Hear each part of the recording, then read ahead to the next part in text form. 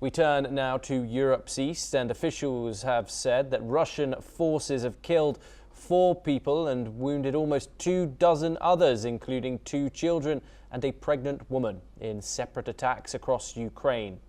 In Sloviansk, a married couple were killed while their 20-year-old son survived. A Russian drone strike in Odesa wounded at least 23 people and damaged homes, schools and a church. And a 39-week pregnant woman was among the injured. In Zaporozhye, a 58-year-old was killed in their home during another drone attack.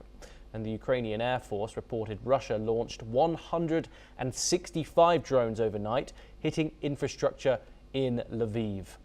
Ukrainian President Volodymyr Zelensky condemned the strikes, saying they undermine ongoing diplomacy and urged allies to increase pressure on Moscow. Meanwhile, Russia claimed it captured 2 more villages in Zaporozhye and Kharkiv regions. Joining us now is David K. Johnston. He's an author and journalist. He joins us live from New York to discuss this further. David, thank you very much for joining us. Of course, this comes after the first trilateral meet of the war, including the United States, Russia and Ukraine, which took place in Abu Dhabi, with them set to reconvene again on the 1st of February. Moscow, of course, is intensifying these drone attacks while diplomacy is supposedly ongoing. Does this suggest that Russia is perhaps negotiating in bad faith, or does it see this escalation as leverage at the negotiating table? Well, I think both points you made, Thomas, are true. The Russians believe that this is a war they will win over time. It's a war of attrition in their view. And this tactics, attacking apartment buildings, hospitals, places like that. This has been Russian military strategy way back to the Tsarist era and the aristocrats who were known as the boyars. It's always been the way Russians have conducted warfare. It's without any regard to what we might consider civilian or inappropriate targets, like an obstetrics hospital. So I think they're going to continue doing this, and they are simply trying to get more and more time to prosecute the invasion of Ukraine.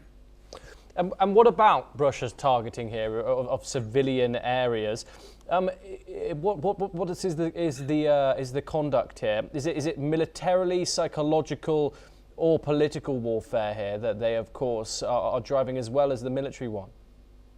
Well, the focus is to drive down the resolve of the Ukrainian people to resist being dominated again by the Kremlin. That's the clear focus, is to terrorize people and get them to say it's not worth it and to give up the fight. We know from studies of bombing in World War II and bombing in Vietnam that really doesn't work. If people have a resolve to be free, this does not stop them, but it certainly disrupts things. And it's interesting that they, instead of attacking more energy infrastructure, have now gone back in Odesa and in the eastern part of Ukraine to hitting civilian targets rather than, residential targets, rather than energy infrastructure, which Russians have been trying to degrade because it's winter. And David, of course, Zelensky has asked Western allies to keep pressure coming on Moscow. However, there has been sanctions on Russia for almost 4 years now, and the war, of course, still continues, and their war machine keeps running.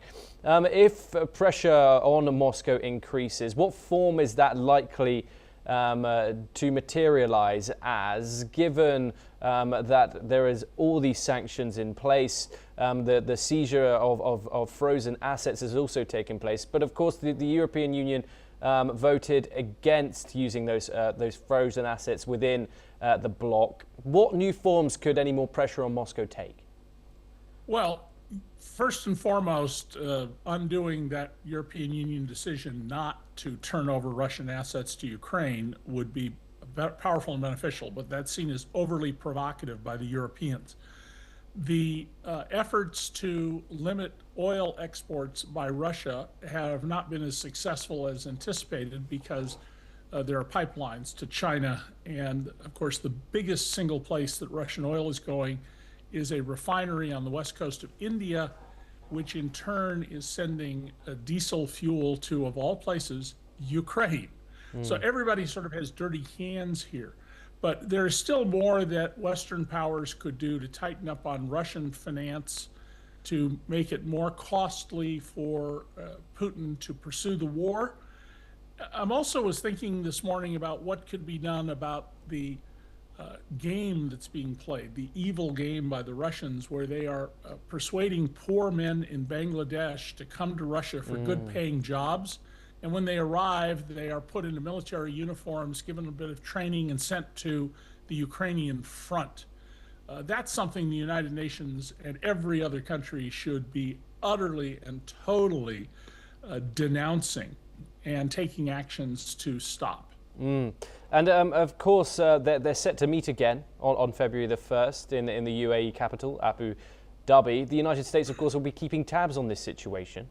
4 people have been killed today. How do you think the Trump administration and its envoys will be looking at this? Do you think it will be looking at Russia?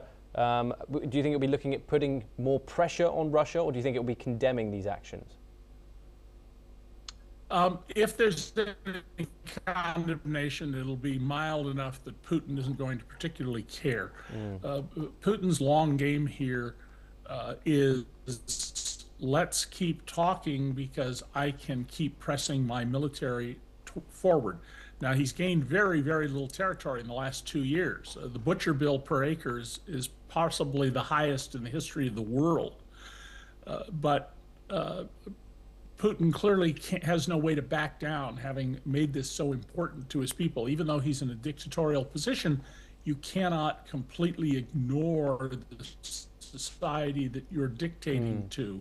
So I don't see any way for Putin to back out unless he feels threatened in a whole new way. And given they have nuclear weapons, not likely.